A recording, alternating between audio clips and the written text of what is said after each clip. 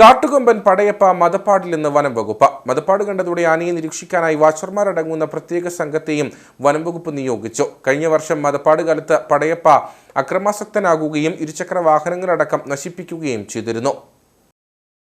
മൂന്നാറിലും പരിസര പ്രദേശങ്ങളിലും പതിവ് സാന്നിധ്യമായ കാട്ടുകൊമ്പൻ പടയപ്പയ്ക്ക് മദപ്പാട് കണ്ടെന്ന് വനംവകുപ്പ് ഉദ്യോഗസ്ഥർ സ്ഥിരീകരിച്ചു. ഇടത് ചെവിയുടെ ഭാഗത്തായാണ് മദപ്പാട് കണ്ടെത്തിയത്.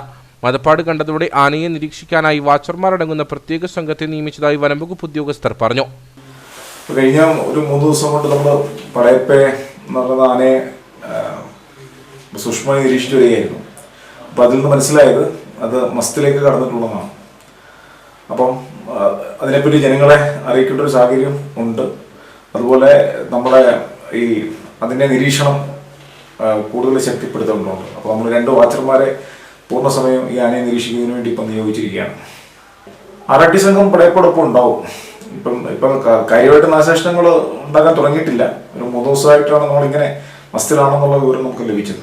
നമ്മളതിൻ്റെ ഫോട്ടോസ് എടുത്തിട്ട് വെറ്റിനറി ഡോക്ടർക്ക് അയച്ചു കൊടുത്തു. അപ്പോൾ അദ്ദേഹമാണ് പറഞ്ഞത് പടയപ്പ മസ്തിൽ പ്രവേശിച്ചിരിക്കുന്നതായിട്ട്.